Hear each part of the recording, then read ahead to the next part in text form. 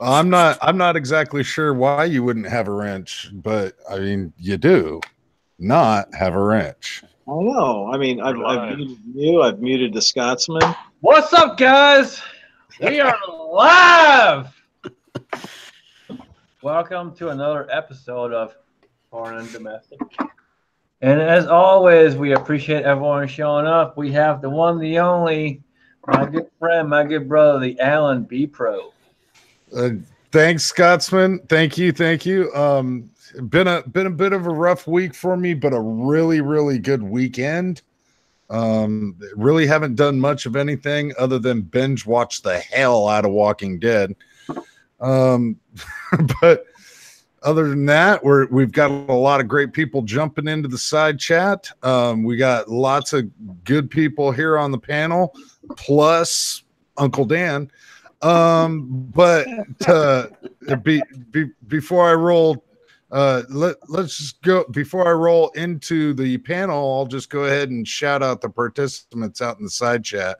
We got Bald and Curious out there throwing threats. BEM Tactical Big Al.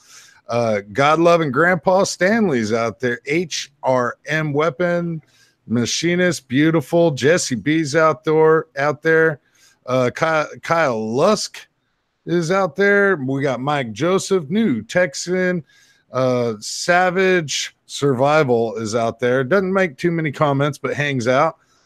Scotty M, Simpson Road, Larry, Stealth Hunter 1000, Vanessa Kitty, The Great Viborg, and Willie Bulletman's out there.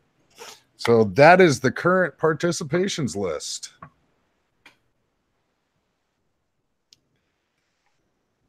And we've got a number of people on the panel right now. I'll start from my my right and work to the left.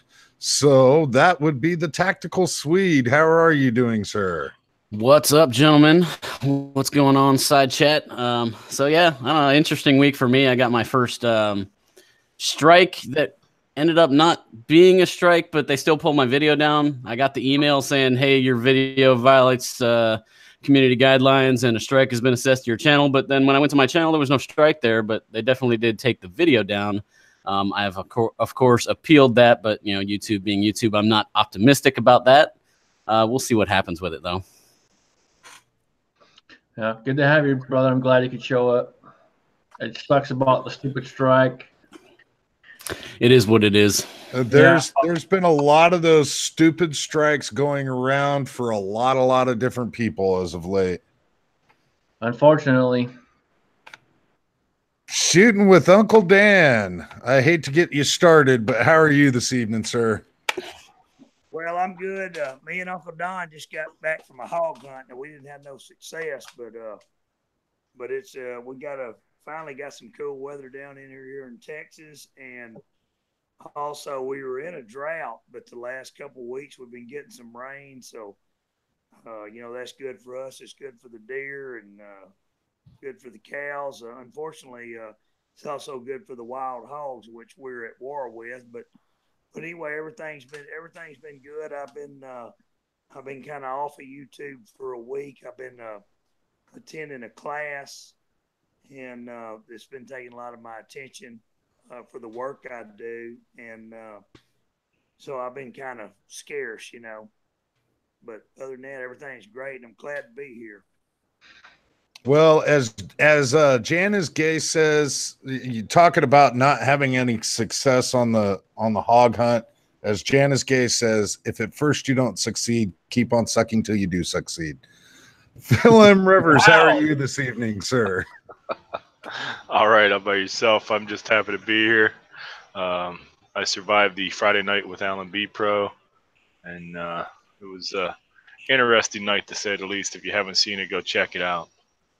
And while we're talking about Phil M. Rivers, if you guys have not done a VR or gone and sub to his channel, get your ass over there, sub to him, or do a VR and get it in now. Phil is a damn good brother. He's been around for a long time. He's been a big supporter of mine. We are hopefully getting together next week. Yes. And that will be freaking awesome. But guys, check him out. He does a lot of good content. He has 2 channels, not just one. He has 2. So go check his other channel as well and make sure you sub to that channel too. But he does a lot of good stuff. He's a good guy in this community.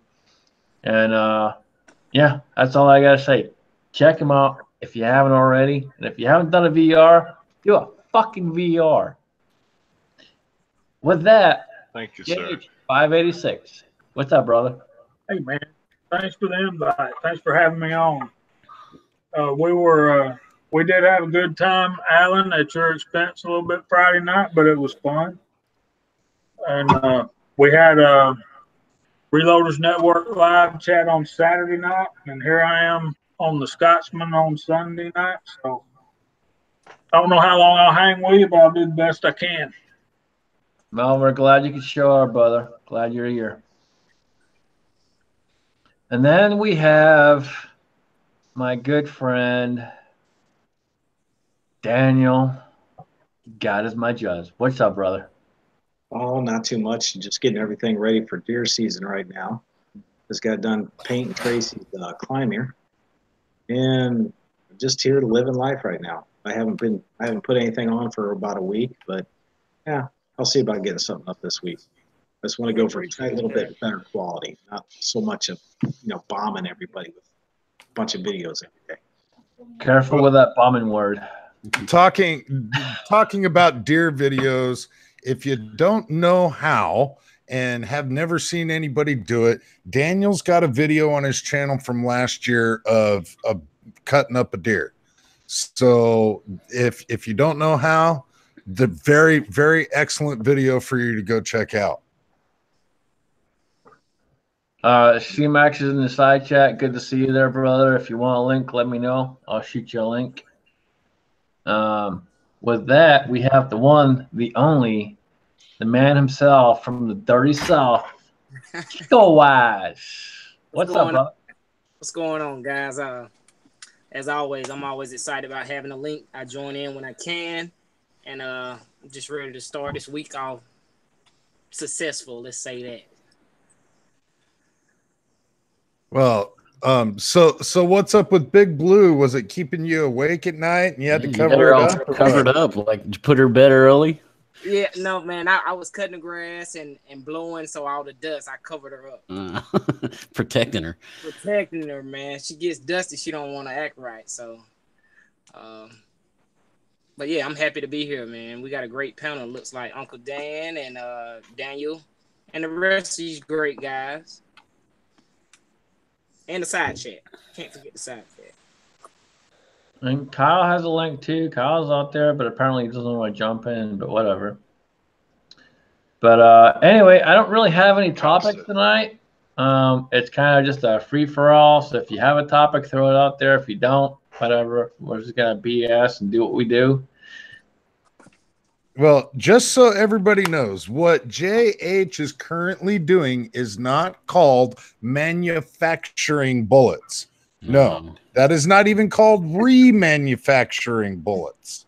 All right. This is called reloading, and it is obviously blatantly not a violation of YouTube guidelines because there is no such word in their terms that says anything about not showing reloading. And I'll tell you right now, while we're on that subject, if they try to strike this video, guess what? Hey, YouTube, eat a bowl of dicks.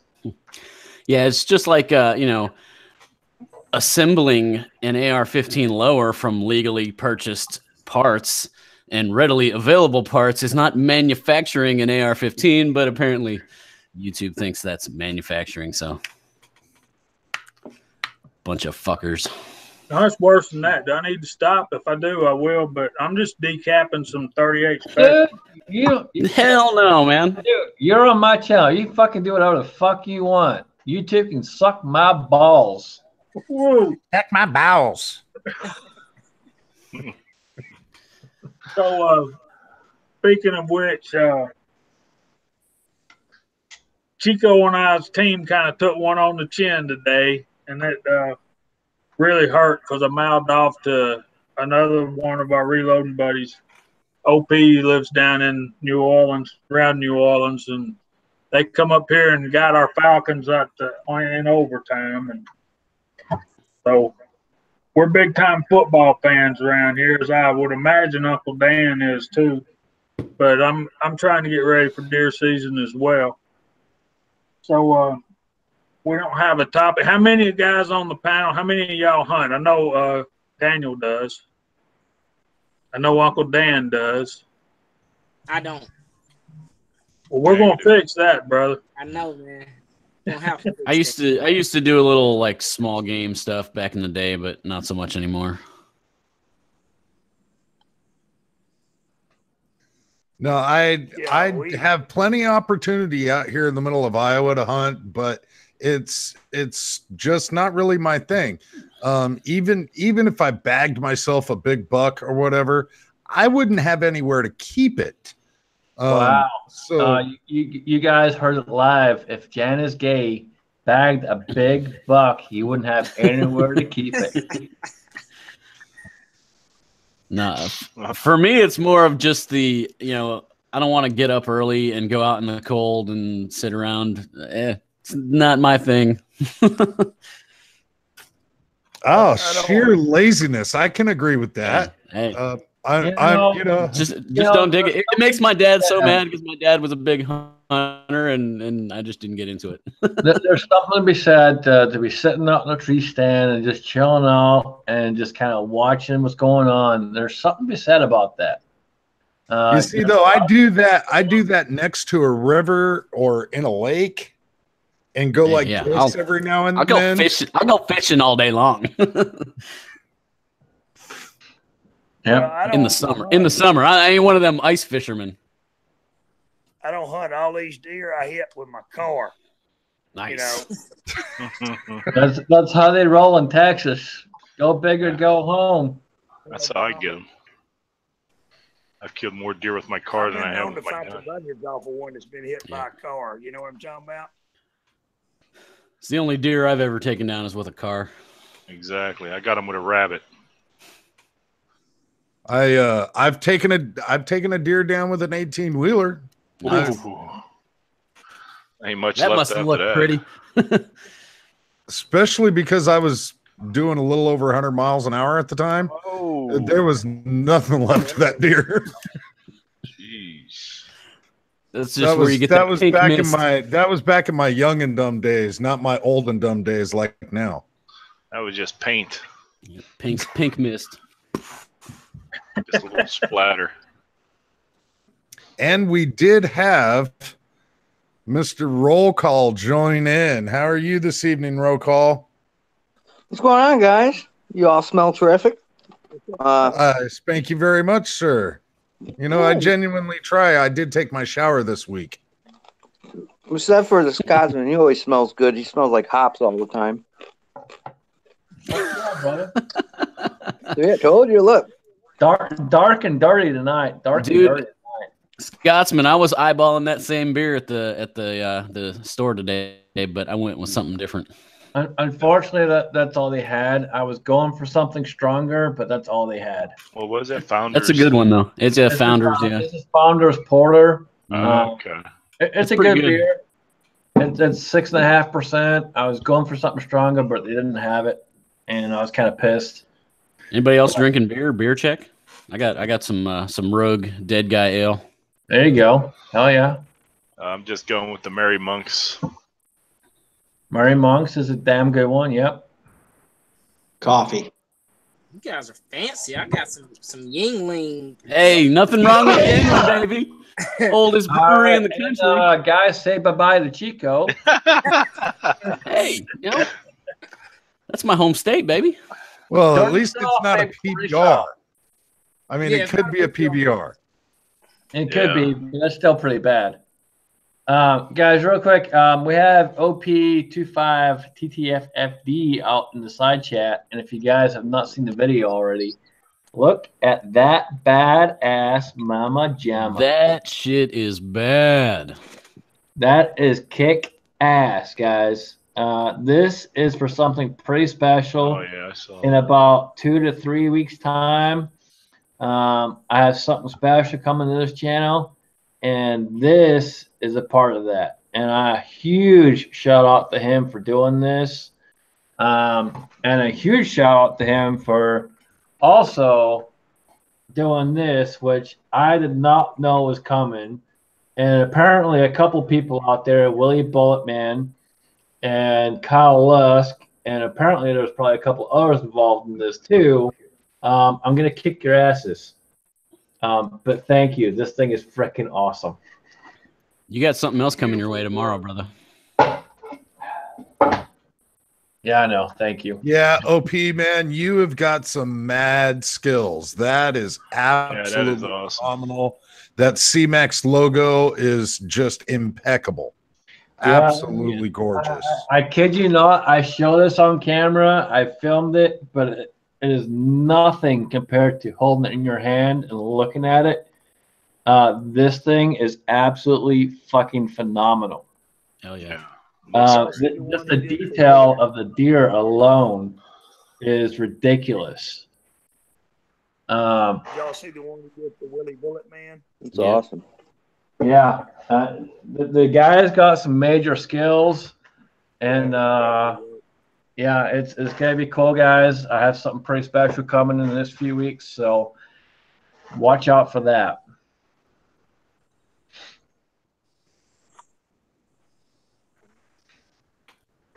Was that a warning or threat or That was both. A little bit of both, I'd It's say. a Yeah. warning, a threat, and a promise. Promise. Because I kid you not, what I have planned is not one, not two, but 3 things going all at once. Oh boy. Dun, dun, dun. I need another beer already. It's going to be a fun night. Slanjiva. Be back in a second. But no, guys, it's going to be cool. I got a lot of stuff coming that is going to be involved in this. It's going to be huge. I've done some big fundraisers and some big giveaways, but I can tell you right now, what's coming is going to be probably the biggest one I've ever done yet.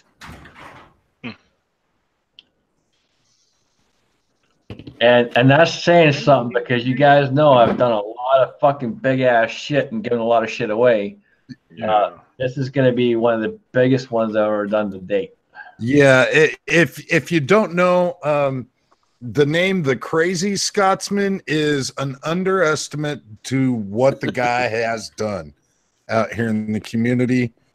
People have called him the Insane Scotsman. And to me, even that is below par. Well, Yeah. and Firearms 101 has called him the Crazy Glocksman, even. You know. And I've talked with 101 many times, and trust me, me and him have an understanding, and he understands not to do that again. Well, we got some good mileage out of it, you know. Absolutely. Right. Absolutely. Well, I can tell that Pop's Quest has entered the room. We've received our thumbs down. Woo! What's up, Pops?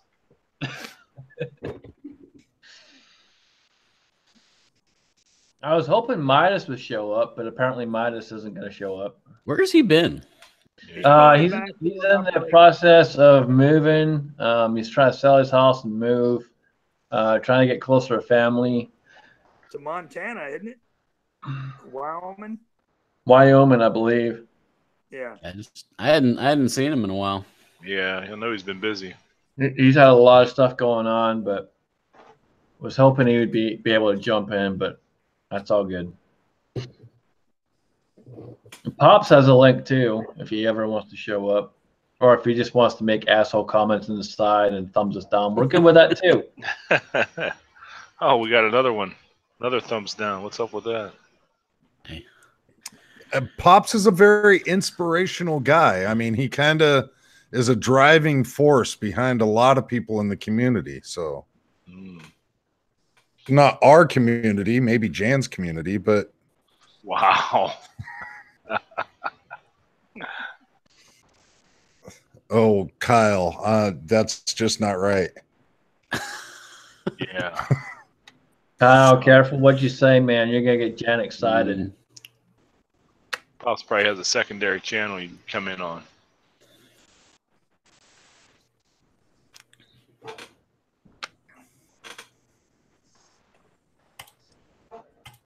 Yeah, I've had a whopper of a weekend. I don't know if anybody has ever had as much fun as I did this weekend. This is the first time that I've been basically sitting upright all weekend.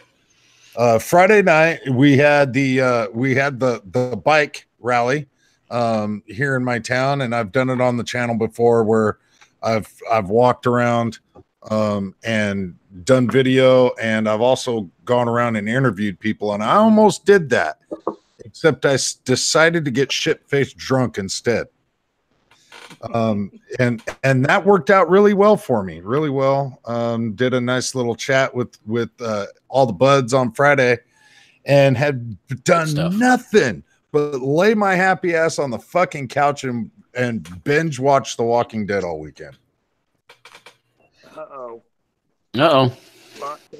Lockdoor joined the call.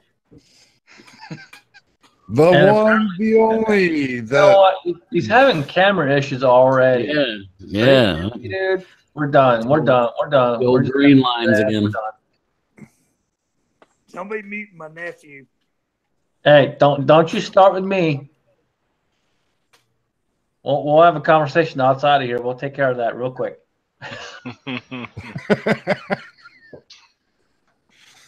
You might have your cowboy hat on, boy, but I'll take care of you.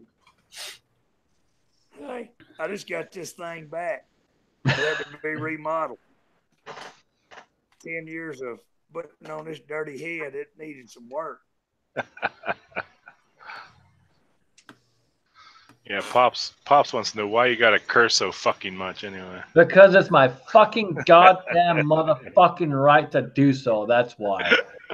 And if you don't like it, go eat a ball of fucking dicks. Yep, there's another 65 cents for SoCal.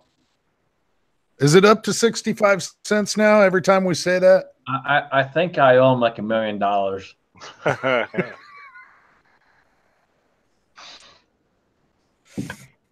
That's all right. Whatever.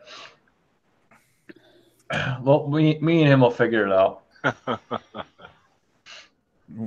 Gonna work it off in trade, are you? Or yeah, we'll figure something out. Gun parts, you know, he's always making guns. I'm sure I can figure something out.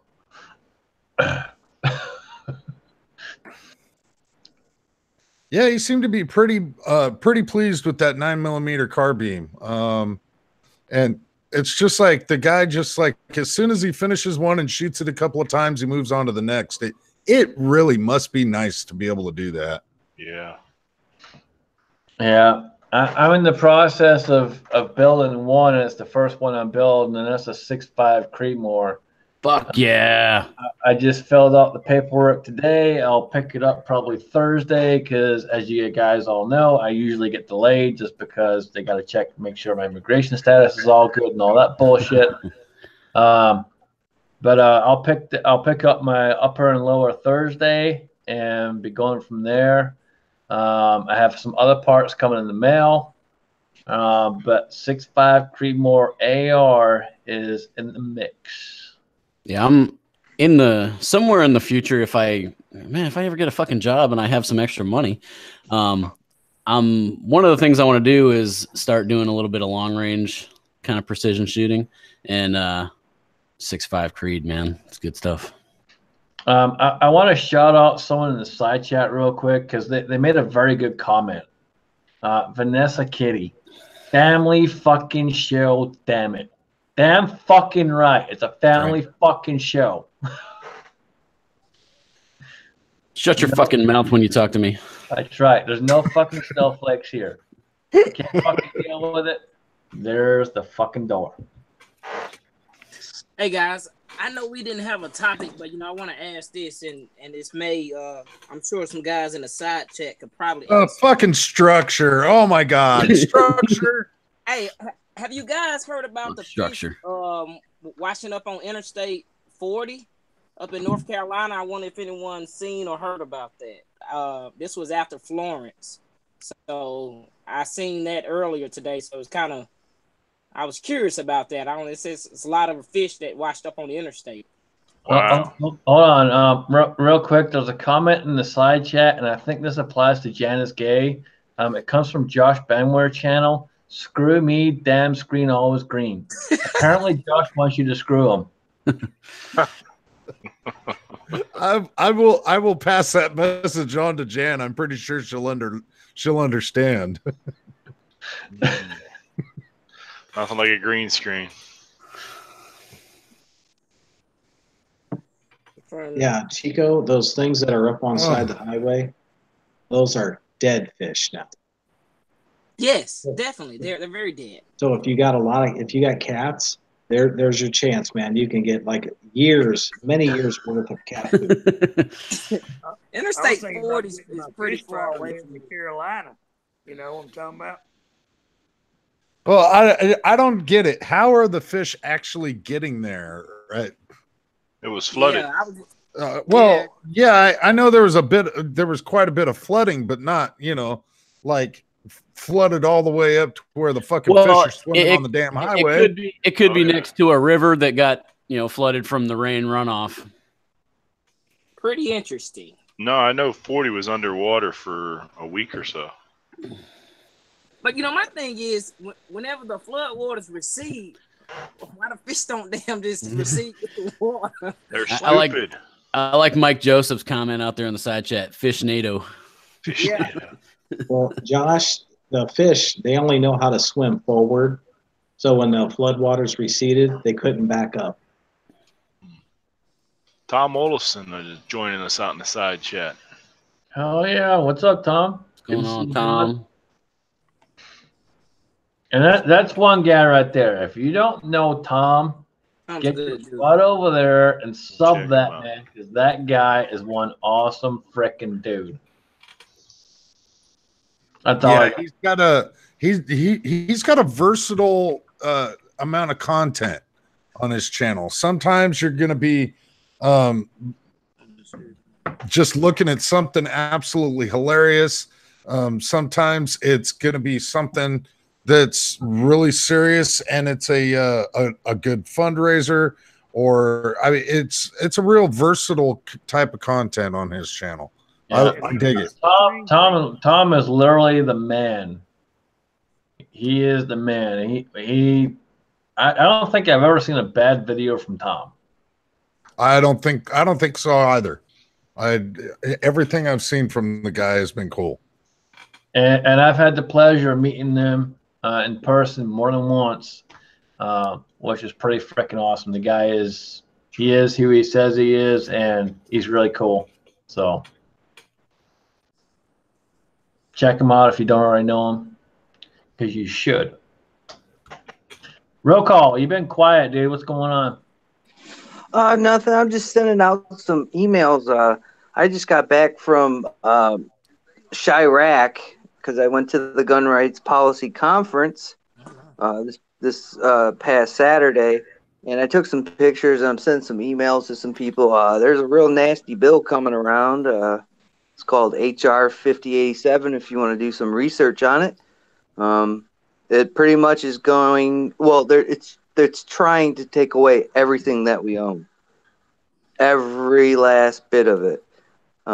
They tried to do a little bit about this bill, I think in 2017, and everybody was like, I can't really do that. So they tweaked some stuff, and then they threw all this other crap into it. You know how they always do it. They tweak a little bit where it sounds okay, because before then, there was no grandfather clause for these firearms. Now they put the grandfather clause in there, but now the grandfather clause is just over the top. They just do, they're just being creepy people. So I'm sending out some emails to people. It's on my Instagram, the pictures of this bill.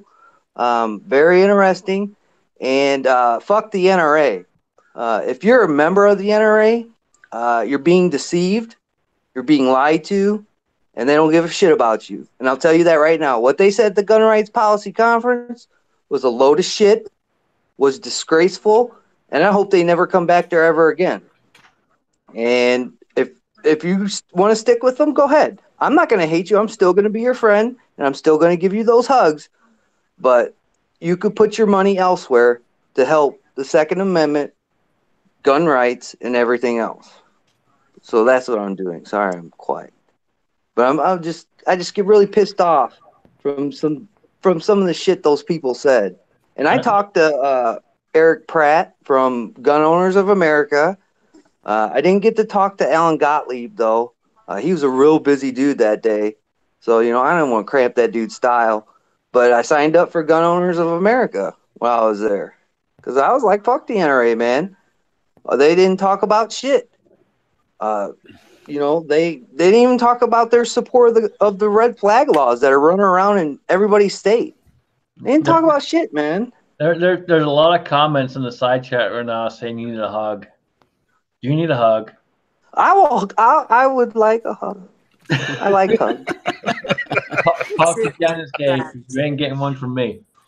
I It's know not one only thing. that he said it, it's that he said it with such sincerity.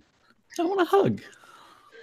And I'll tell you one thing. Crazy Scotsman's awesome. I was on a chat the other day, and I was trying to put these goddamn whatchamacallit, sight rings on this fucking scope or on this gun, and I couldn't do it. And Scotsman rang my ass and told me quit buying cheap shit. My kid comes running downstairs today. You got a package. I look in there. God forbid the shit came. They fit because the Crazy Scotsman sent me some fucking scope rings. Scope mounts. You Good son stuff. of a gun. So in reward for helping old dyslexic roll call out, I'm gonna send you some XTP 44 caliber just a bullet so you can reload because I know you love to reload. I So appreciate it, brother. And I'll Okay, send that how shit you off to doing? you. Guys, You I'm gonna- crazy Scotsman. Hey, man, I you know what, dude? I didn't expect anything, man. I'm just trying to help out. When people are trying to do something and they can't do it or they're having an issue, if I can help, I'll help. And when I saw you saying you're having issues with this, and this, I'm like, motherfucker, quit buying cheap shit. Get you some damn rings. So, you know. They were $2. Say, guys. Yeah, that could have got you a burrito instead, man. I hate to run, but I got to be up at 4:00 in the morning, guys. I appreciate everybody in the side chat and y'all for having me on. Scotsman, everybody. But I'm gonna have to bust up out of here. But I'd like to say, everybody have a good night. God bless y'all. Uncle Dan is out. Have a good one. Later, Uncle Dan. Thanks for coming in, Uncle Dan. I might give you shit, but I dig your content, man. Hey, Much Jack, love, man. Much love. already, you asshole. All right, guys. Y'all have a good night. Night. Asshole. Asshole.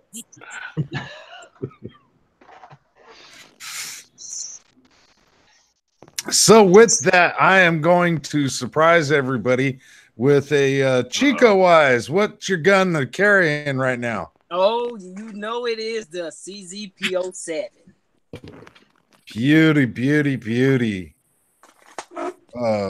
Daniel God is my judge. Do you have a firearm anymore? Or No, I sold them all. The 75B. Nice. Oh, yeah. Jamie, what you got? Smith & Wesson M&P Shield. There you go. Phil? 9 or 40. Well, 40. I'm at home and I'm downstairs, so I have my downstairs home gun. It's the CZ P10C. Nice, nice. Roll call? All right, let me get my camera on. Oh God, I'm in my closet hanging out. Is it? There it is. Yeah, That's Jen the- knows all about that. Old wheel gun, Wheel 5 gun. shot, Ultralight. 38. Oh, That's we're why talking about wheel guns. How about the 586 and 6-inch? Yeah. I saw one of those. Now you're talking, brother. Now you're talking. Hell yeah. That thing's nasty. All right. The Tactical Swede. Well, right in front of me here, I got the SIG P320 locked and loaded, but I also, in the waistband, I got the VP9 as usual, also Nice. locked and loaded. So, Yeah, I'm glad to see no Glocks. My carry gun right now is my M9A3. Yes, it is fully loaded, and yes, I have a backup magazine on this side, and yes, that is fully loaded too.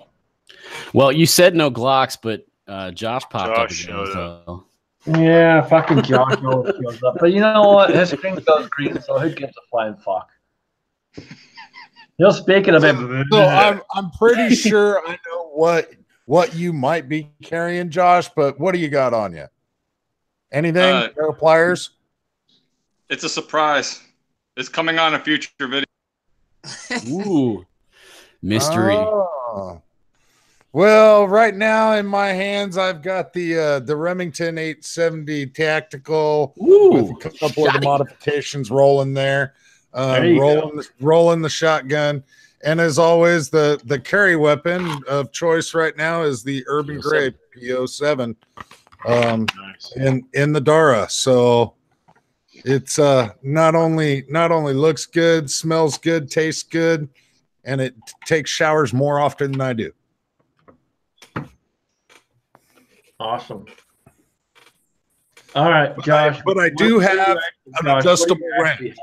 I muted you because I was just being a dick. But what do you actually have, and what's going on, dude? No, seriously, it's a surprise. It's coming up in a future video. So, You bought man of mystery. You bought a fucking CZ. You manned the fuck up and you bought a CZ. You'll see. You'll see.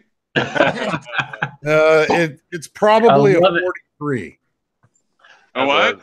It's probably a 43. 365. I already have a 43. I'm telling you right now, if it's another Glock, I'm unsubbing your ass and you will never get another invite. You mean I won't get muted anymore and treated badly? Hey, we treat you pretty damn good. Jan does. I mean, for being a Glock fan, we don't treat you that bad. Hey, you know what? Jan just really likes you because a Glock fan and still get an invite says something about you. Aww. I'm turning red. Yeah, the only way I was able to become a co-host to this show is to not even own a Glock. So there's that. Let me ask this, Scotsman. Scotsman, if somebody was like, here's a Glock 18, would you take that? No, I'd tell them to stick it up their ass and pull the trigger. Oh, my God. Full auto up your ass. I don't want that shit. Nope, I'm good. Husa Studios out there. How you doing?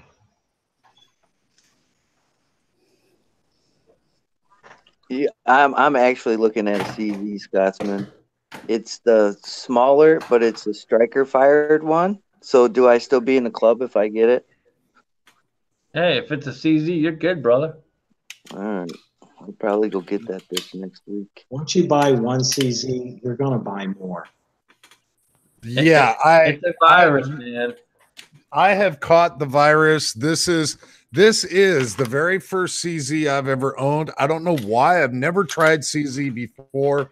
And I've definitely caught the virus. I've started to look around at other things.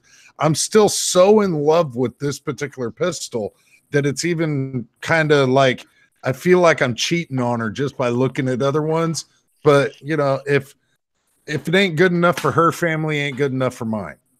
So I'll get her a either a big brother or a little sister or something like that.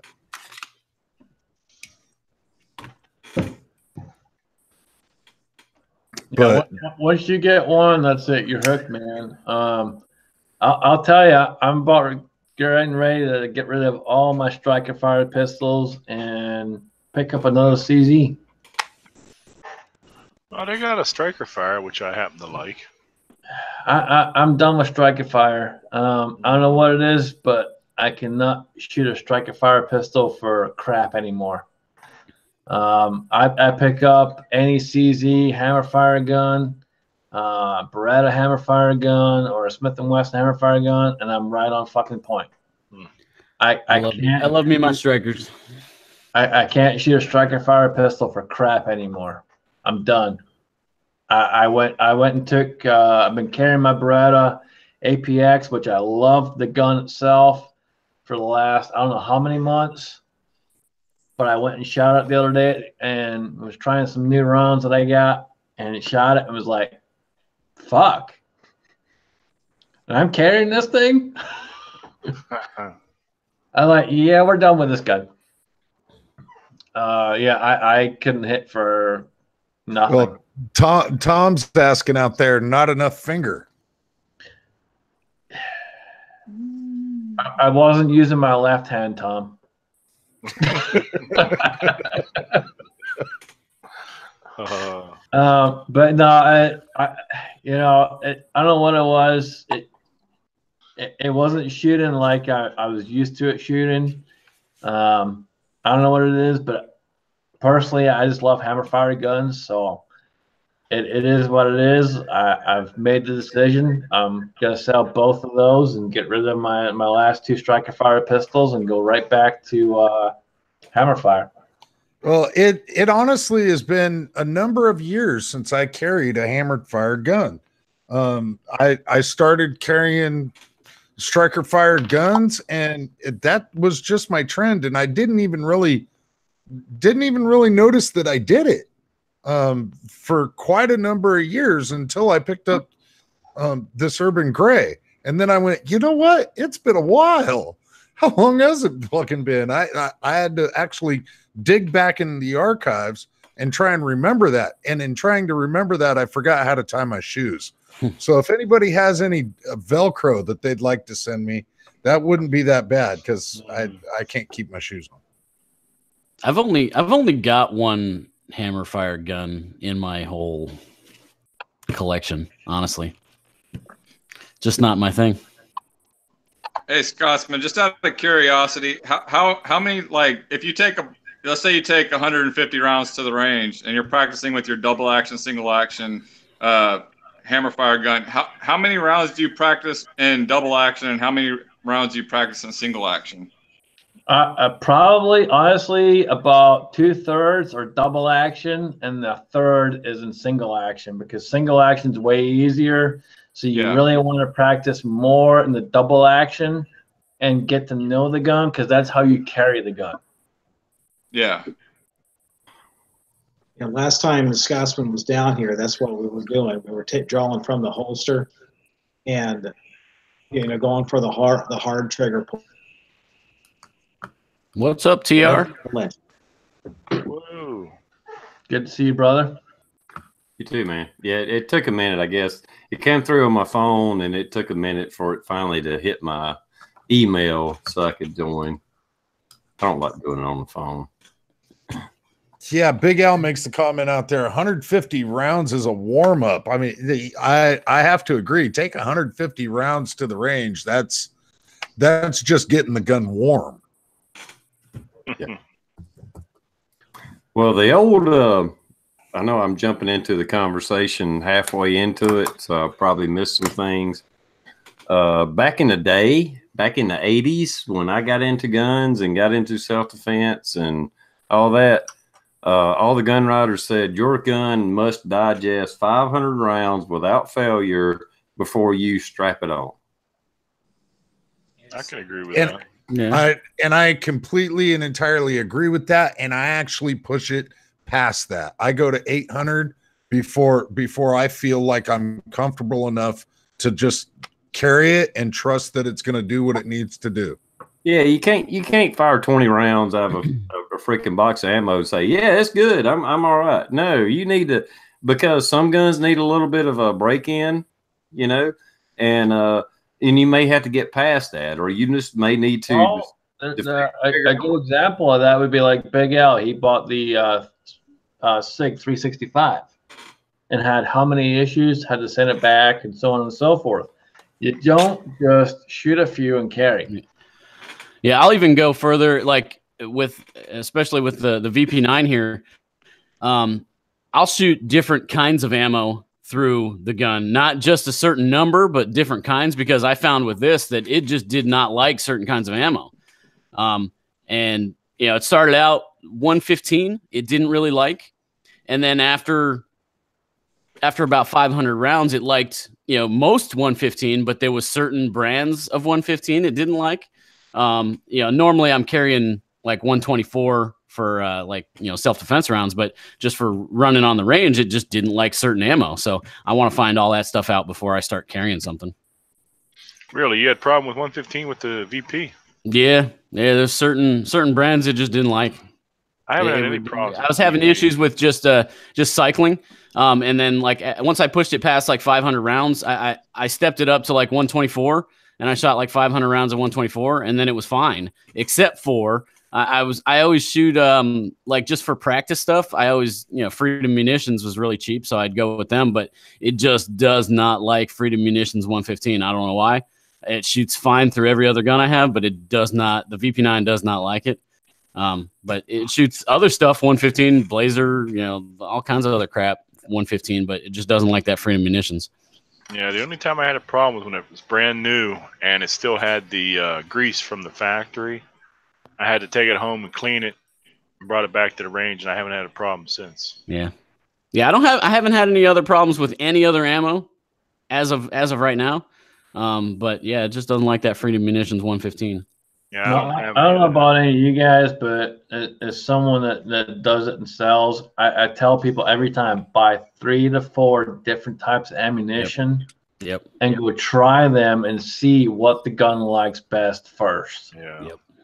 For sure. And I know it's not for everybody, but this is where reloading kind of comes into the equation, because I mean, shooting self-defense ammo, if you're going to try to run 200 to 500 rounds through your gun of actual bolt self-defense ammo, that's going to be a fucking expensive as shit. Yeah. But you can kind of mimic that round, the one that you think you want, and you can, you know, if you got a chronograph and, you know, you kind of equal the, you know, okay, I want to carry this round, this bullet, and you know, you can find self-defense rounds that have a certain bullet, whether it's a Hornady XTP or whatever. And you can buy that round, reload it yourself, and use that as practice ammo to make sure your gun likes it. You know, I mean, there's a lot of things that go into what you carry, what ammo you carry, what you're confident in, what you know will work. I mean, at the end of the day, if the only thing that works is Full Metal Jacket, fuck it. Carry Full Metal Jacket. But you need to know that. Yeah. Do what's right for you. You know, again, to TR's point, if you have to carry a Full Metal Jacket, carry a Full Metal Jacket. Yeah. It's designed to wound. It's not technically designed to kill. It's designed to wound, maim, and take you down. That's what it's designed for. Yeah, I mean, I don't advocate carrying Full Metal Jacket, but if that's what cycles in your gun reliable, okay, fuck it, carry Full Metal Jacket. As long as you pull the trigger and it goes boom and it cycles another round, you're better off with that than a hollow point that jams every other shot. Because you need another gun, evidently. Well, the PO7 has eaten everything that I've fed it, and I've said it before. I hadn't cleaned this weapon at all after I pulled it straight out of the box and ran it. I normally don't do that. I'll take it out of the box, clean the shit out of it, and then go run it.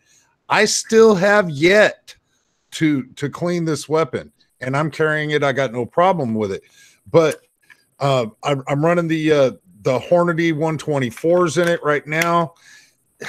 It's fed everything that I've gave it. I've given it some crappy ass Winchesters. I've given it some Furoki crap or whatever the hell it was. I've thrown all kinds of rounds through it. It hasn't hesitated, hasn't blinked at anything. So I mean, some guns will do that, but most guns out there, they'll be finicky on certain rounds. Yeah, nothing else I own is really picky, but yeah, for some reason that VP9 was picky until it got broken. Now it just, like I said, that one round it just doesn't like. I don't know why. Yeah, I don't know. I'll probably take some shit for this one, but the only gun I've had that has been finicky is the Taurus 709 Slim. So I don't carry it because I couldn't get it to cycle with hollow points, and I disagree with TR. I don't want to carry a Full Metal Jacket round. I want to carry hollow points, so I stick with the PPSM2 or the other bad word.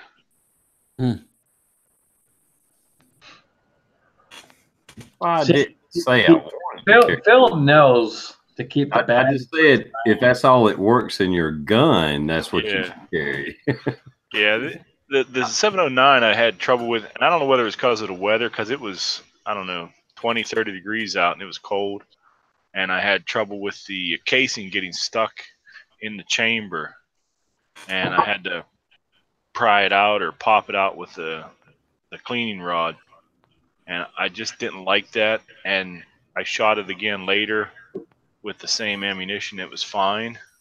So I don't know whether it was just the weather or what, but I just don't trust that gun, so I don't carry it. Well, I'll tell you another thing. Don't discount Full Metal Jacket altogether. Y'all can rip apart my argument here. I know some people advocate carrying, say, 2, 3, 4 rounds of hollow point and then Full Metal Jacket after that. Yeah. And I kind of get that because most situations it's probably going to be 1 or 2 shots and you're done. But if you get into a situation where it goes beyond that, you may need to shoot through a barrier or whatever else. And there is a case to justify carrying a Full Metal Jacket or a hard lead bullet for that matter. Yeah, I used to stagger the Full Metal Jackets with the hollow points. And the guns I carried would handle that, and they would feed properly, so I didn't have a problem with that. Well, some law enforcement nowadays will tell you that if you've got mixed ammo in your magazine, then you've got to be a criminal. Because the reason why they see that more often than not is because they just use whatever bullets they can get a hold of. And so it doesn't matter if it's a 115, a 124, if it's a hard lead cast, it don't matter what it is. They just shove it in the magazine and run it. Yeah, I can see that. But if you have a definite pattern and a philosophy behind it, I think that would go out the window in court. Now, do I do that with the shotgun, especially here at home? I absolutely do. There's a mixture of slugs and buckshot in there in a particular pattern. So, some might disagree with me on that. Oh, well, that's different recoils, blah, blah, blah, blah, whatever. It's not your shotgun. It's not your house. So. Yeah, I don't care about the recoil. I use the number 4 just so it doesn't over penetrate and still get the job done. But I did have slugs on the gun itself. I have I don't know what you call it, freaking sleeve on it that holds extra shells, and I would put Cradle slugs in there. Yeah, yeah, I know what you're talking about. Yeah, So, and number 4 is good. Yeah, the 12 gauge though that would be a preferred home defense to me. If I had a choice of anything somebody coming up the stairs, I'd rather hit them with the 12 gauge. I agree. It's just kind of a natural tendency I've come to find that if I have a bump in the night, I'm grabbing my pistol because it's my natural reaction to go for the pistol. Right. Now, do I have rifles? Yes.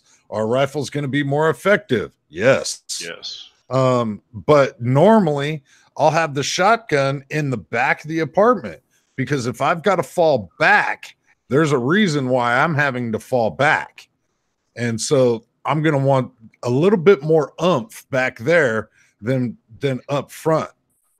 So, but if I'm going to go just check out a bump in the night, my natural tendency is to just grab the pistol. Yeah, I keep a pistol loaded and ready to go. And, 15 rounds can't get it done, then I'm going to fall back to the AR or the 12 gauge. Yeah, I think shotgun for indoors, and then if I got to go outside, I'm grabbing the rifle because shit, no telling how far the distance is going to be, and I don't want to screw around with swapping out slugs for buckshot and all that crap once you go outside if it goes out to 25, 50 yards, So if I got to go outside, I pick rifle. If I'm staying inside, if it's something inside, I'm grabbing shotgun, Tom brings up a really good question. Why is Jan always talking about extra oomph back there? Oh man, likes the extra poundage and likes the extra weight and likes it much bigger around. Wow. There you go, Tom. You got your answer. Tom, the answer was TMI. Too much information, buddy. Too much information. It's all for Tom, baby. All for Tom. Why can't we just get back to the days of don't ask, don't tell? Yeah, I preferred those days. Or the days of Jan, shut the fuck up. Yeah, speaking of which, I haven't seen anything from him. Well, I think getting back to the subject we was talking to, I know for me, it doesn't matter. I could pull a pistol, shotgun with slugs, whatever. It don't matter. Nobody lives here but me, But people with kids in the house and stuff like that, I mean, you really should think about, we as all gun owners should think about what's on the other side of the target we're shooting at. If you got kids in the house, you got a mother-in-law, whatever. I know I keep bringing this up, but it's very important. A 9mm can go clear through a fucking house and go to somebody else's house, for that matter. Where I live, it don't matter because I don't have any neighbors right beside me. There's nobody else living in the house. I can use a fucking buffalo gun, for that matter. It don't matter for me. Yeah. But if you do have kids, neighbors, you're in an apartment, you should probably, the shotgun should be the first thing you grab. Or if you do use a 9mm or 45 or whatever, maybe a fragmented rounds. Yeah. I'm not trying to preach. I'm just saying, even if the bullet hits your target, it can still go through your target and go through another wall and hit your fucking kid. It is the basic fundamentals. Know what your target is and know what's beyond your target. Yeah. Period. And people just don't really think about that. That's just one of my pet peeves. I see a lot of stuff on YouTube and, whatever, I mean, it just, 12 gauge birdshot, number 4 shot, you ain't got to worry about 3 rooms down. Right. And if you hit a guy at 10 foot with birdshot or number 4 buck, you put a hole in his ass. Don't call the ambulance, call the morgue. He's dead. Yeah, he's done. He's done. Yeah. When I go to make that phone call ain't gonna be, hey, I'm in trouble. That's gonna be, hey, I got a dead body you need to come pick up. Yeah. Yeah, that's well, I'm in the same situation as TR. I have no neighbors to worry about. The only thing I have to worry about is if I shoot straight down. But other than that, I live in an apartment, but I live in an apartment with no other apartments around me. I could almost shoot out one of my windows and not touch anybody. So for me, it's not that big of a deal. Over penetration is not a problem for me. I don't have a problem putting a hole in my damn wall as long as it's gone through my assailant first. See, I'm in an apartment too, and like my front door is right here, and if they come in the front door, the only way to get to me is to go down the hallway and go. If they go down the hallway, if I have to fire, there's nothing this way. Nothing other than my 2 flags, and I don't want to shoot my flags, but in that general vicinity, there's nothing there. So, you know, well, you guys are making my point. You know already the situation, the repercussions of you firing a shot. So as long as you know. Yeah, as long as you know what you can and can't do without, further damage, you grab what you know you can do. That's all I'm asking is everybody have a little bit of a conscious of what I can and can't do. Yeah, have some common sense, plan ahead, and know what you can and can't do, and understand the area you're in when you go to grab that firearm and what's going to happen when you pull that trigger. Yeah. For me, and I'm sure everyone else does this too, I'm already tactically kind of planned out. I have guns in specific situations, in specific areas. I already have a plan. If someone breaks in my door, what's going to happen? I already have that plan in mind. Everything is already set in motion, so if that ever happens, I can take care of that situation. Oh, yeah, you're going to want to reset that tripwire too there, Scotsman, because I had to use your bathroom.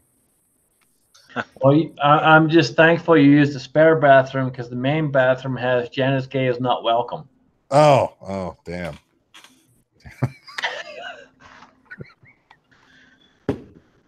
Yeah, case dismissed guaranteed says never ever talk to police if you must shoot. And I'd like to hear a little explanation of that. Well, I will talk to them. I will say I was in the threat for my life. Therefore, I defended myself, and this is my attorney's phone number. See, all I go is here's Tom. I will be fully willing to cooperate once you have put me in touch with my attorney. See, I shut my mouth and say, here's my card, here's Tom's number, call Tom.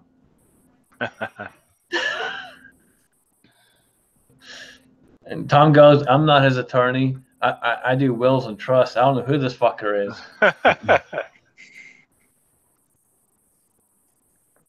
Yeah, for people like Chico Wise, it's a little bit of a different story than like myself or TR. We don't have anybody else that lives with us. We don't really have any close neighbors. Chico, you're in a different boat though. Yeah. A lot of you guys know I work with the public servants, right? So I kind of know. I've been told by the officers here. Basically, if I was to have to use my weapon in a self-defense instance, keep the talking to a minimum. It's basically, hey, I was in fear for my life. I use my weapon. That's it. Anything else besides that, well, my attorney is helping me. I don't give a damn what state you live in. I always say I feared for my life. Right. That's exactly what the police told me, and I work with the police every day. So it was like, basically, I fear for my life because you got to think, anytime you call 911, us being gun owners, you got to do the responsible thing. If you were to use your weapon in a self-defense situation, you must call the police and say, hey, this is what happened. I fear for my life. That is it. They're gonna try to pry information out of you, which and allow me. Their entire job is that to pry information out of you. And here's the thing that they won't tell you, and most people don't understand, is that, for example, if a cop is in the same situation and a cop shoots someone, they have 72 plus hours before they have to say a goddamn word. Yeah. Yeah. They can keep their mouth shut. They don't have to say a word for 72 plus hours. You, on the other hand, if they can get the word out of you, they're going to try and get the word like out. that. Yeah. And so you got to need think. to keep your mouth shut and simply say, I was in fear for my life. Here's my lawyer's phone number. That's the only word I'm saying. Call this number. Boom. Done. Nothing else. And let me say this, because we're doing this, you know, this video could be used against us. Correct. Trust me, I am a lifelong gun lover, gun carrying guy, and I will never shoot anybody unless I actually fear for my life or somebody else's life. Well, I mean that. Seriously. Completely and entirely agree there, TR. Another thing that I want to elaborate on, though, is I'm not just going to call if I have to use my weapon. If I have to go like that for any fucking reason, this thing has to leave its holster. I'm already deciding that I'm going to use it, but if I don't have to use it and my assailant's running away because they see that I have a gun, then I'm still going to contact law enforcement and say that I was in fear for my life and displayed my firearm. Yeah, exactly. You know, the biggest thing that I think that people overlook that's not talked about is what you say to the 911 dispatcher. Right. Because the second you press 911, the second you press send, before it even starts ringing, it's recording everything, and they're trained to get as much information out of you as possible. They're trained to get every piece of information, just like the cops are when they show up. Yes. They're trained to get every little piece of information they can out of you. The goal is keep your mouth shut. This is what happened. Boom. That's it. I was in fear for my life. I had to pull my gun out. Send the cops. Done. Shut up. Oh. Don't say another interesting comment in the side chat. Savage Survival says, say my life was in danger, not I was in fear of my life. Yeah. Yeah. Stealth Hunter pointed at me to say, don't say fear for your life, that it implies the state of mind that you were unclear. Now my USCCA membership card here, right on the back of it, it gives you post-incident instructions. Okay. Number one is you call 911 and you say, I was attacked, feared for my life, and had to defend myself. Yeah. And I can give a little bit of I know I was in a conversation. I don't know if it was Facebook, fucking YouTube. I can't remember. It was on social media somewhere and having a conversation. Oh, I think I was commenting on Mr. Bullet Points. He was talking about not brandishing a firearm unless it's necessary. I've been in a literal fist fight with a guy while carrying a gun and didn't have to show my gun. I had a fist fight with a guy. I'm not proud of it, but shit happens. But I still didn't pull a gun because I didn't fear for my fucking life. It was a fist fight. Either he whooped my ass or I whooped his. You know, it was going to be over with. You know, today I almost drew my gun today. And it takes a lot for me to draw my gun, but I almost drew my gun today. I had a guy walk in the store today with an AK-47, freaking just bare fucking naked right there, fully fucking loaded with a magazine, and you could see the magazine because it was a clear magazine, fully loaded. And I'm like, dude, what are you doing?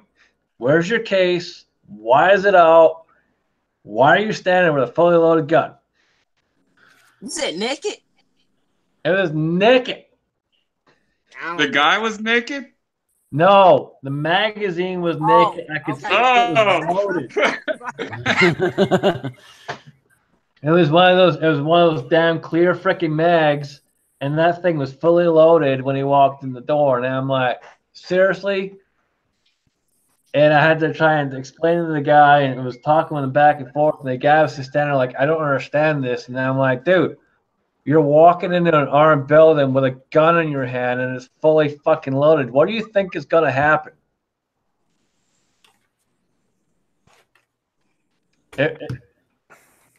He finally got the point, but I came close to drawing my weapon. It's probably the closest I've ever come to drawing my weapon in a long time. Just to get back to some of the people in the comments, when we say, and like I said, I know this video could be used as evidence against us. I get that, but you have to be clear. You can't just saying you think you was in danger isn't enough. You have to, I feared for my life. Yes. Period. And just leave it at that.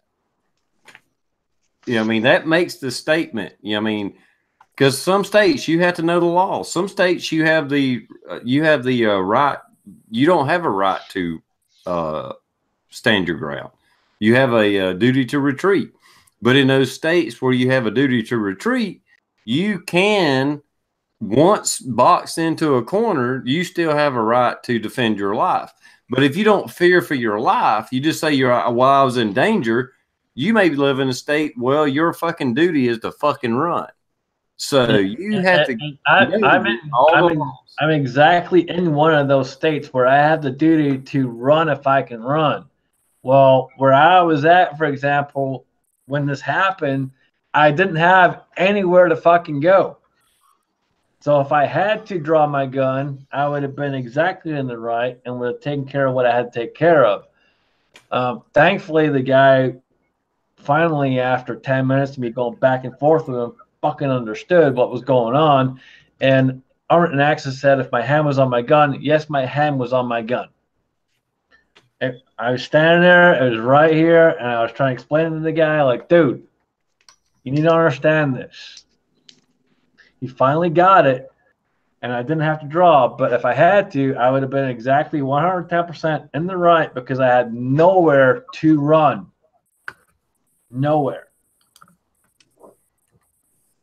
That's why I carry a very bright flashlight, because one time I actually got away with pointing a gun at somebody and they never even knew it because I had 1,000 lumens in their eyes. And they never even knew I had the gun. So that kind of saved me the trouble of them going back and calling the cops and saying, oh, he pulled a gun, because he never even knew. And a lot of times they'll go and call the cops on you and say, oh, he was pulling a gun on me, I wasn't doing anything, and make you look like the criminal, you know?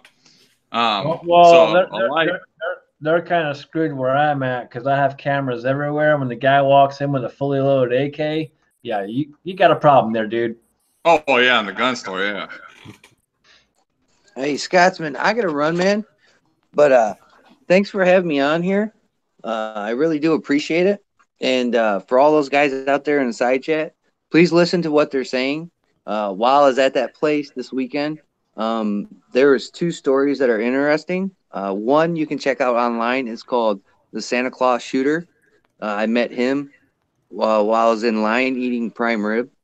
And it's a great story. It's a very valuable lesson in life that you should look at that perspective. And also what Josh was talking about, one of the speakers there was the guy that's defending the dude that makes 3D printed guns. What is that? What is that company called? Something. The dude that wants to put those documents online. And he said he's also defending a guy that drew his firearm, that ended the confrontation, and the guy went back there, reported him to the cops, and the dude got arrested for battery, for drawing out his weapon and putting it down to his side. So what these guys are saying, it's the truth. Go look up that story. I think the Gun Rights Policy has something on Liberty Freedom Podcast. It's got the whole conference on there. These stories were on Saturday. Go check them out, man. Good information. These guys are giving you great tips, great information. Go follow up on it. please go get some carry insurance. Don't fall into the trap. And again, I like to thank Scotsman. You're a great dude. If anybody doesn't know who this guy is, you're schmuck, and you need to go and check out everybody on this panel. Stop it. That's scary. I'm gonna cry. But thanks again, Scotsman, for having me, buddy. You're welcome anytime, man. And I'm glad those rings are working out for you, brother. Oh, I'm gonna give you a hug when I'm in Ohio. It's gonna be a roll call hug. Move quick. So long as it's not a J hug, I'm good, brother. All right, man. Have a good one, guys. Take it easy, man. Nice meeting you. Take care, brother. And just for anybody that knows, when I was talking earlier about having a nightstand gun or whatever, and I know this is CZ Love Show, and trust me, I've had a CZ for about 5 years. I got 3 CZs, 2 clones and 1 actual CZ. This is what sleeps in bed with me. Oh, Block 21. You're gonna get kicked off. So I got 14 rounds of 45. Not even hollow points. I just got just lead hard cast bullets. I can shoot through my entire house. If I think somebody's behind a wall, it don't fucking matter. I just shoot through the fucking wall. I think I just threw up. You're actually just trying to poison them, right? Because that thing's moving so damn slow, it's just gonna puncture their skin and stick there. Yeah. That's for anybody. A couple weeks later, they'll die of lead poisoning. I've shot fucking skeet on a bank at 100 yards with a 45 auto. The fucking 45 auto is an awesome round. Don't get it wrong. It is. I'm just. That's why you gotta get a CV97B. Yeah, that would be awesome. Yeah. No, but seriously, this is what's. And when I say sleeps with me, it's in the bed. It's in the pillow beside me. This bad boy every night is literally about this far from my head.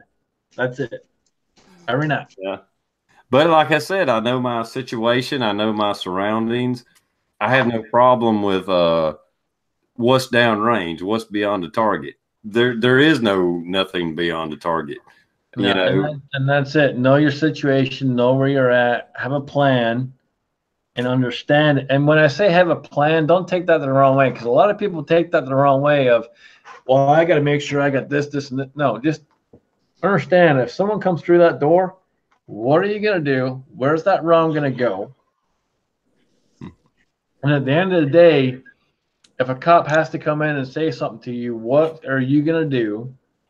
And how can you explain what happened? Yeah. You don't want to explain how you wounded the guy that broke into your house, but you killed your neighbor's 7-year-old daughter. Right. Exactly. Understand where that run is going to go. Understand the layout of where you're at. Alan does the same thing as I do. I got targets all over my apartment, and people laugh when I tell them I have targets all over my apartment, but I have targets everywhere because I dry fire practice all the time, and I work my way around and I practice. But at the end of the day, the other part to that too is I also understand the entire layout of where I'm at. Which brings me to a flash question that I'd like to run through the panel on. It's just a yes or no question. Okay. So we can talk about it afterwards, but I'm just going to run through the panel really quick.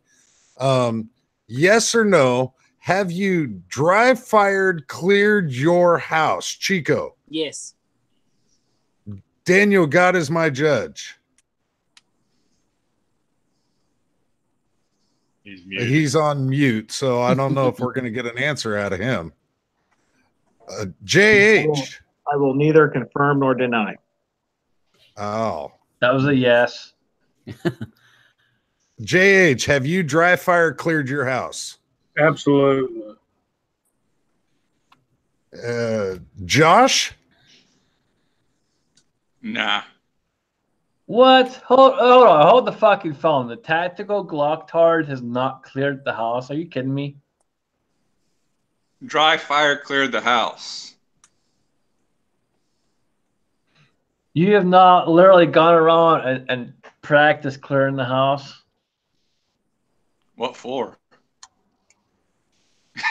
Oh, that's right. Learn how to fucking shoot. Like I said, we can talk about it once I run through the panel. We can talk about it. Phil, have you done this? Yes, and I've done it hot too. And Tactical Swede? Absolutely. And the great TR, have you dry fire cleared your house? I won't say dry fired, but I have cleared my house. I've had things go bump in the night and actually have gone through my house hot and cleared it. Yes. And Scotsman, I know you have. I myself, like he was saying, I've got targets all over my house. There, most of the targets are in particular places for particular reasons because those are pinch points. They're pinch points in my house to where that's where they're going to have a little bit of trouble just, maybe getting through, or it's going to slow them down to get through that area. So have I done it hot as well? Quite a number of times. Dude, I turn that shit into a game with my kids and Nerf guns and stuff, and I'll have them like hide in places around the house, and I'll go through the house and try and clear them out. It's fun stuff. So Josh, you don't see a benefit in practicing clearing your house? Well, I've cleared my house. Like TR was saying, I've gone through my house plenty of times with a loaded gun to see when I hear a sound and shit like that. A lot of times with the shotgun, and gone outside as well, backyard, front yard, all that shit. So, but I mean, I know that this is not the norm or whatever, but like a lot of people preach dry fire like crazy and everything like that. And the only time I've really practiced dry fire, period, is if I'm trying to attain something. Like whenever I wanted to get a fast draw from concealment from 3 o'clock, I got down to less than a second within 3 weeks, and then after that, I was like, "Fuck it," I got to my goal. And now, even 6 months later, I was still able to hit near 1 second from concealment at 3 o'clock. So I go for what I'm going for with dry practice. Once I attain the goal, I pretty much keep it. It's perishable to a certain degree, but you have it still for the most part from there on. So when I dry fire, it's because I'm trying to attain a certain goal that I have in mind. Once I achieve that goal, I don't sit there and do it every single day for the rest of my life, because then I get burned out and then I hate guns, or I hate practicing, and then I don't want to do it at all. I'm out to achieve the next skill and the next skill, and that's what I practice. As far as clearing the house, nothing's going to be planned out. There's no use in even trying, because you don't know which fucking window they're coming through, which door, or anything. If you want to make God laugh, make a plan. Period. But that's a good point. You don't know where they're coming from. That's why you have to practice and understand and plan ahead of time for all the different scenarios that could possibly happen. And you can say no. You can say no. That's fine, dude. If you don't do that, that's fine. Whatever, man. But yeah, a lot of us do. We plan ahead. We think about the various situations that could happen. And that's how we think, and that's how we progress and learn and move on with that stuff. That's cool. Dry fire practice for me, I do it every damn day. And, if you don't like it, that's fine. I get it. But I'd say I'm not a big dry fire practice guy, but I mean, I get it. I understand. There's nothing wrong with it. But now I do a lot of practice where I'll just, sitting here at the computer or whatever, pick a target, whether it's a hinge on a door or a doorknob, and just throw the gun up. Not pull the trigger, but then pull the gun up and then kind of try to not move the gun and look at the sights afterwards to see if I'm on target. You know what I'm saying? That little bit of practice, I do a good bit. You know, just that instinctive point shoot deal. Yeah, that was kind of like what Alan was talking about a couple weeks ago. I think, like, you know, closing your eyes and drawing, and then open up and see where you're at. Yeah, exactly. You know, just that working on that point shooting stuff. Yeah, I do that. I don't do dry firing a lot, but I do that. I can admit to that. Now, where I find it most useful is like transitioning from rooms to where I can see into the other room from cover. So if I got to come into that room holding the gun weak hand or strong hand, or if I can do it with both hands, it all depends. I mean, sometimes the lights will be off and you're using a flashlight too. So if you can get in there and see, you know, clear a room as much as you can from cover without exposing yourself, that's where I find the most benefit. And back to clearing the room, if there's no targets that you're worried about hitting, just shoot through the fucking walls. That's how you clear a room. Just shoot through the fucking walls. If you think somebody's in a room, just goddamn fucking just empty a damn mag in the room.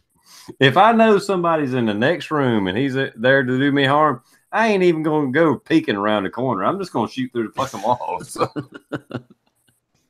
Because trust me, sheetrock will fucking give. Your bullet will go through. Why peek your head around the corner to get shot? Just not just that. It's easy to fix. It's cheap. One thing that you guys talking about, and I'm gonna have to go. I got work tomorrow, but I got grandkids. I've got a 3-year-old granddaughter and a 5-year-old grandson, and they stay in here. They stay here at pretty much all weekend, almost every single weekend. So when I'm working on this stuff and planning this stuff out, that's one thing I got to be very cautious about and very mindful of, is the fact that, you know, as far as neighbors are concerned, we live out kind of in suburbs, you know, and we don't have a lot of close by neighbors, but that's one of my concerns. And one of the things Scotsman and I have talked about before is I don't keep one in the chamber when they're here.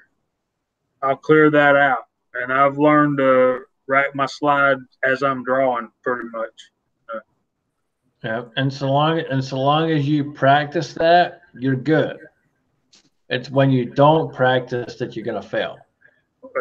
That's something that I work on, and that I will continue to work on. You know, John Solar 283 does the same thing. He's got a special needs kid. He can't have one in the chamber. No. But he understands and practices consistently getting that point where if he needs to, he can get it done and get it on target when he has to get it on target. Which brings up another valid point. I mean, for someone like me that lives with nobody, I got nobody else to worry about other than my own fucking ass. Yeah, I got no problem going room to room and clearing my own shit. Now, if I had a wife and kids, my priority would be making sure that they're secure and then holding them in place and being in front of them and defending them. So it's quite a bit different. It just totally depends upon your own situation. It also depends on the layout of your house. Luckily, I have a house to where my children's bedroom are on both of their bedrooms are pretty much on the side of my room. So when I open my door from my bedroom, I'm looking straight down the hall that goes out to the front door, to the living room, to the kitchen, to everything. So if I shoot from my bedroom, there's not going to be anything going towards my children. And if they're shooting back at me, nothing's going to be going towards my children's bedroom. They are off to the side on my side of the house. So any bullets that I shoot from my bedroom are going to go straight through the walls and into the brick wall on the far side of my garage, and so I don't have to worry about the neighbors. One key thing to throw out there, and I don't think any of us have mentioned this yet, but make sure they're coming at you. Don't go after them, because if you go after them, it is not legal at that point. There's a lot of things you got to pay attention to the laws. The law says you have to be inferior left. They have to be coming at you. Well, there again, it gets back to the laws of your state. Because, yeah, that's your state.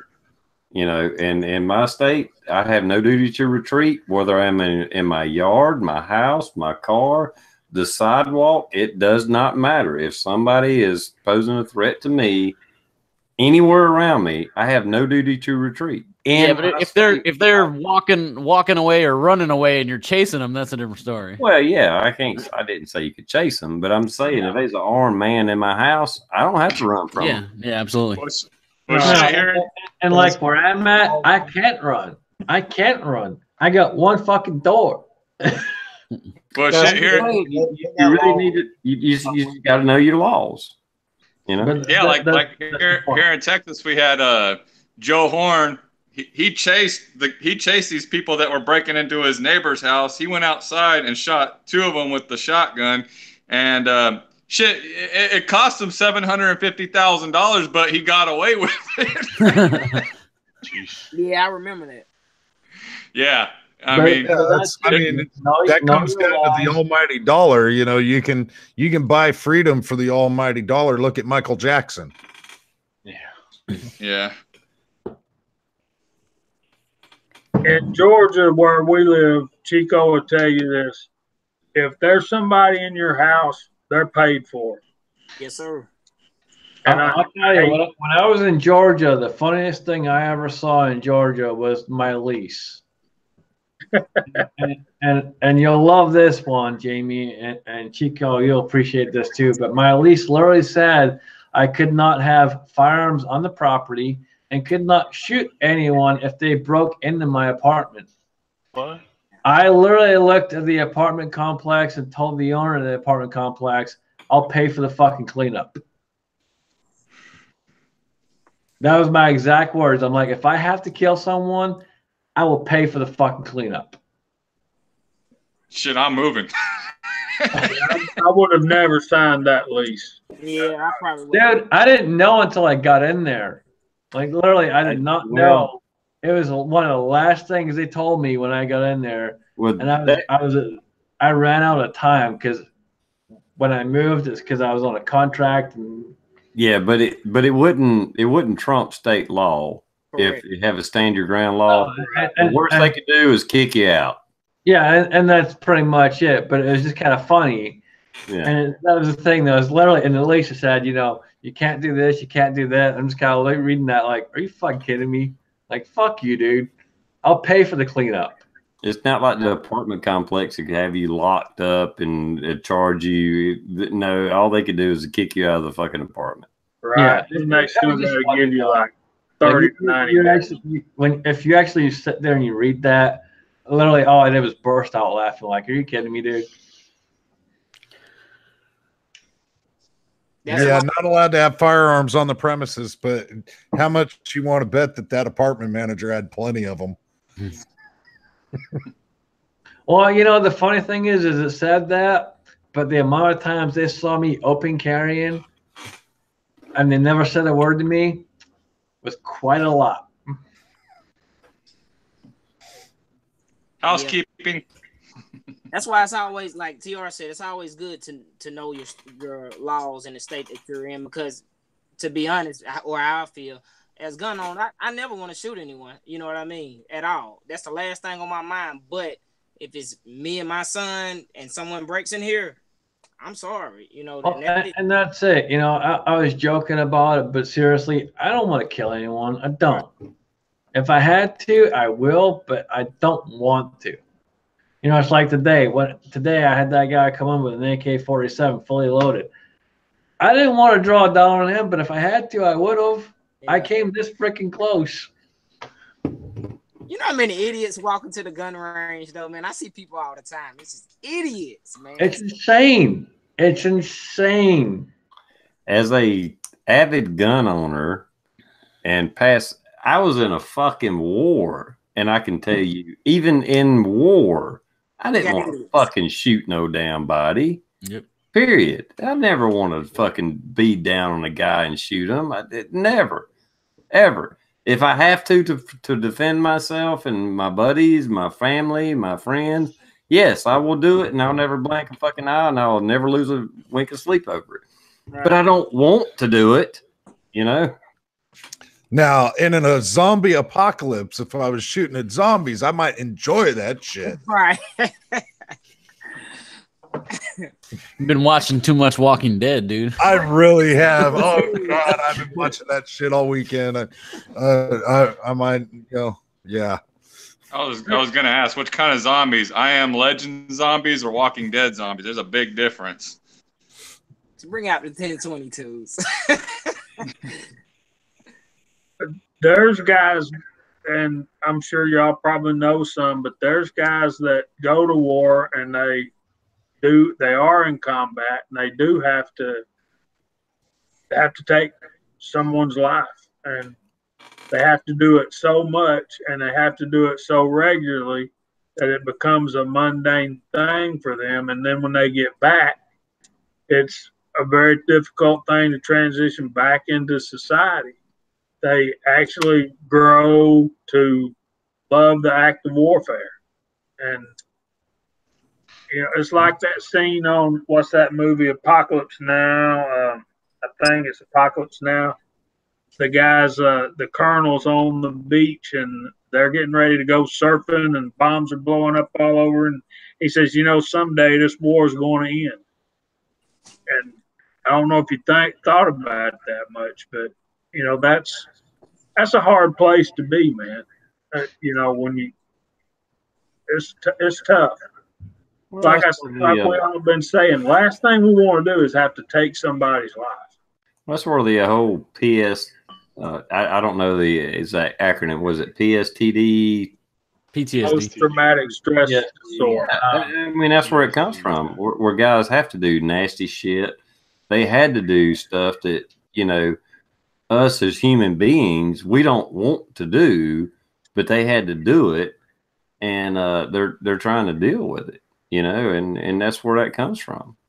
And I get it. Real quick, Willie Bulletman sent me a text message because for whatever reason I couldn't get him on here, but he sent me a text message and basically he said, let everyone know, secure your loved ones, and let the bad guys come to you. And that's exactly it. Don't chase them down. Let them come to you. No, again, that's going to go based on your state laws. But where I am at, for example, yes, they have to come to me. And your situation, everything else. I'm not going to go sit in my bathroom with my shotgun and quiver. That's just not me.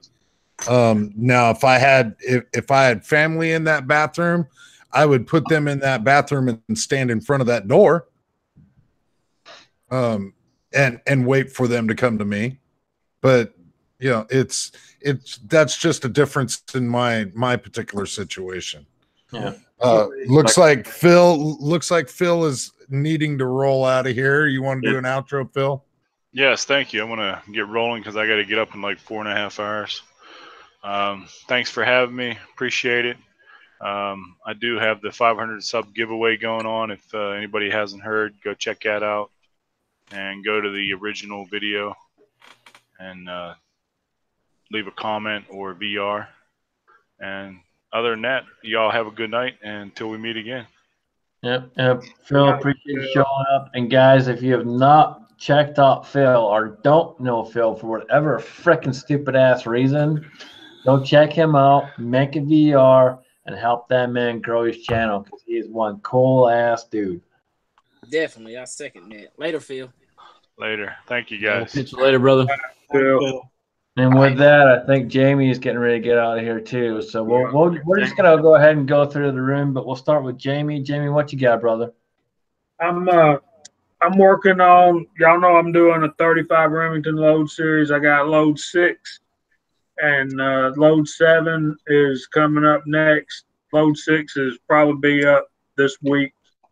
and then I'm gonna be starting fine tuning these loads, and we're bearing down on deer season where I live, so you might not see a whole lot of me from like October through January. So I'll be around when I can, but yeah, I got deer season coming up, as Daniel does and Dan does as well. And good luck to you, brother. Get a big one. Yeah, you too. With that being said, I'll bid y'all good night, and thanks for the link, Scotsman. Thanks for having me on, and thanks to all you guys for putting up with me. Good night in the side chat. Yeah, appreciate you showing up, brother. Absolutely. Josh, the Glocktard, Ben Ware. What's up, man? I don't know. Not much. Not sure what's coming up. It just kind of depends on the way things fall. Wednesday was my range day, so that's when I recorded videos. But now that's the day that my daughter has tennis games out of town every week. So I got to be there for that. So I'm going to have to figure out a new range day to record videos and all that stuff. So that's going to depend on when my next videos come out and all that stuff. So I'm just trying to figure that out. But like always, thank you for having me on. Appreciate it, man. More than welcome anytime, even though you're a Glocktard. Maybe. We still appreciate you, and you're more than welcome. And you'll get a link every week until you either learn to get a real gun or disappear or fuck off, one or two or three. Anyway, we appreciate you, brother. Daniel, God is my judge.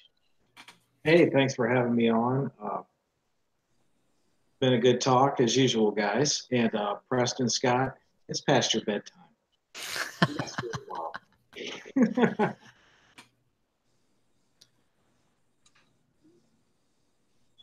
All righty then. We'll move on from there. Apparently he's done. Yeah, the Tactical Swede. What's up? So yeah, as always, appreciate the link. Love getting on here and chatting with all you gentlemen. Yeah, I don't know what I got going on lately, in the near future. I've got a lot of kind of projects that I'm wanting to work on, but I don't have the funds to work on at the moment. So that stuff's on the back burner. I did start the new channel. If you saw the video, I got a secondary channel I'm starting. It's not going to be much of, I'm not going to update it as much as I do this main channel, but occasionally when I want to do videos that don't really fit with this one, you'll see something pop up on there. So if you're interested in that, go to my channel and watch that video. There's a link there. But yeah, as always, man, I appreciate it. Love hanging out with you guys. What's your new channel? It's called Big Swede's Excellent Adventures. I stole the logo and stuff from Bill and Ted's. Bill and Ted, yeah. Hell yeah, dude. There you go. Nice. Yeah, go check that out, guys. Check it out. Always appreciate you showing up, brother. You're more than welcome anytime. The one, the only, the legend himself, and he's laughing because he knows who I'm fucking talking about. TR Prepper.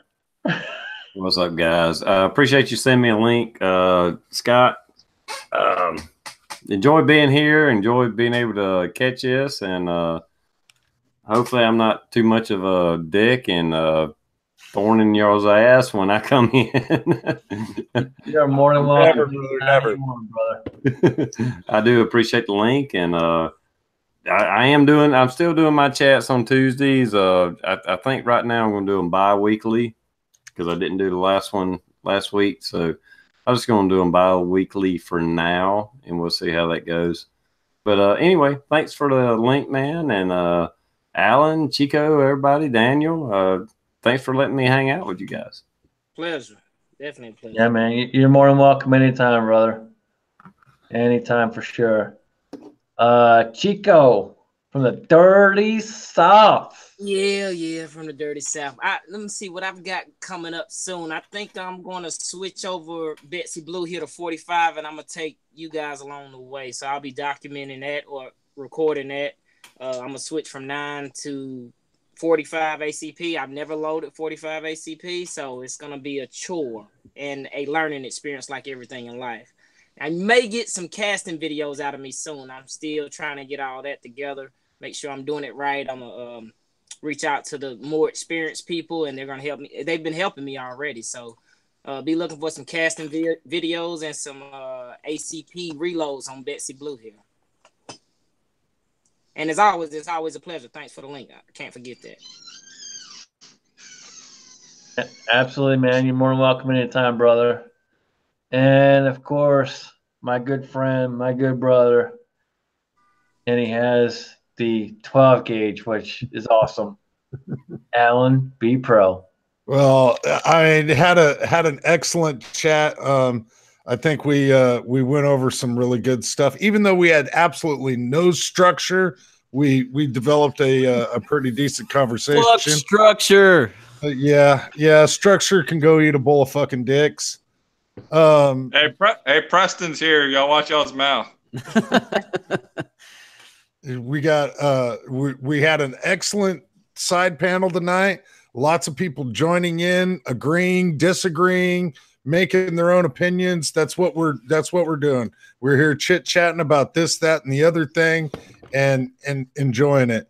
So hopefully I'll be able to get out to the range sometime this week. There's a couple of things that I've been wanting to put out there just to see how much shit I can get on YouTube for doing it. But other than that, keep the magazines loaded and one in the chamber.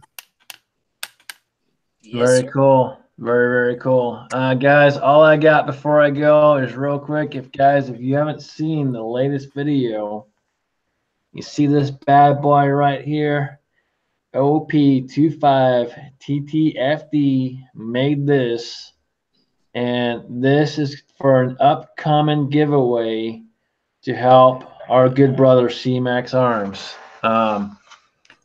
I've done some big giveaways in the past, but this is going to be one of the biggest ones I've ever done, and this is a part of it. And this thing is badass. So stay tuned. It's going to be about 2 or 3 more weeks before that comes out, but that's going to be pretty big, pretty huge.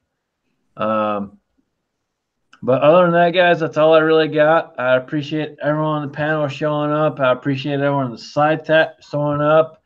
You guys are all awesome, and we appreciate y'all.